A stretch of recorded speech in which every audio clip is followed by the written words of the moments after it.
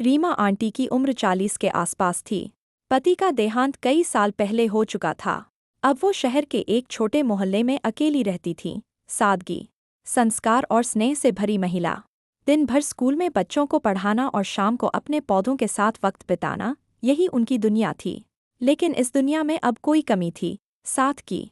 एक दिन उनके घर के सामने किराए पर नया लड़का रहने आया, आरव।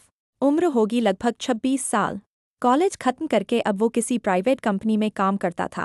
पहली मुलाकात में ही उसने बड़े अदब से कहा, नमस्ते आंटी, मैं आरव। अगर कभी किसी काम की ज़रूरत हो तो बताइएगा। रीमा मुस्कुराई। बस वही मुस्कान जो बरसों से किसी ने गौर से नहीं देखी थी, आरव के दिल में उतर गई। धीरे धीरे आरव और रीमा के बीच रोज़मर्रा की बातें होने लगीं। कभी चाय पर चर्चा, कभी पौधों के बारे में बातें। रीमा को अच्छा लगता था कि कोई उनसे दिल से बात करता है, और आरव को लगता था कि रीमा की बातों में एक सुकून है जो उसकी तेज़तर्रार जिंदगी में कहीं खो गया था। एक दिन आरव ने कहा, आंटी, आप हमेशा इतनी शांत कैसे रहती हैं? कभी थकती नहीं जिंदगी से? रीमा हल्के से मुस्कुराई। थकती हूँ बेटा, पर शिकायत करने से वक्त नहीं रुकता, इसलिए मुस्कुरा लेती हूँ। वो जवाब आरव के दिल में उतर गया। उसे एहसास हुआ कि इस मुस्कुराती औरत के अंदर कितना दर्द छिपा है। एक दिन अचानक बारिश शुरू हो गई। बिजली चली गई और मोहल्ले की गलियां अंधेरे में डूब गईं। रीमा की छत से पानी टपकने लगा। आरव छाता लेकर उनके घर पहुंचा। आंटी, छत पर चलिए, मैं देख लेता हूँ। दोनों ने मिलकर छत पर पुराने बाल्टी रखे, पानी रोका। बारिश में भीगते हुए रीमा ने पहली बार किसी का साथ महसूस किया। आरव ने झटके से अपनी शर्ट उतारकर उनके सिर पर रख दी ताकि वो भीग न जाएं। रीमा ने कुछ नहीं कहा, बस उसकी आंखों में देखा। वो नज़रों का मिलना कुछ पल का था, पर उन पलों ने दोनों के दिलों में एक अलग सा एहसास छोड़ दिया। दिल की बात। कुछ हफ्तों बाद आरव ने कहा, रीमा जी, मैं आपको कुछ कहना चाहता हूँ।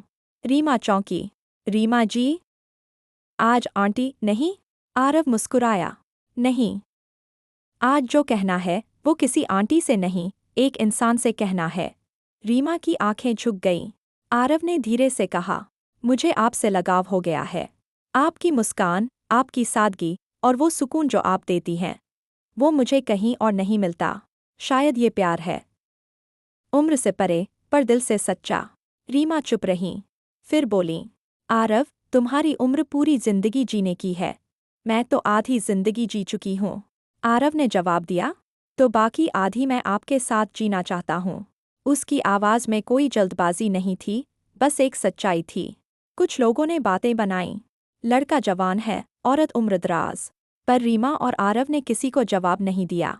उन्होंने अपनी जिंदगी अपने दिल से चुनी थी, समाज से नहीं। आरव के परिवार ने भी धीरे धीरे इस रिश्ते को स्वीकार किया, क्योंकि उन्होंने देखा कि उसकी आंखों में सच्ची इज्जत और मोहब्बत है।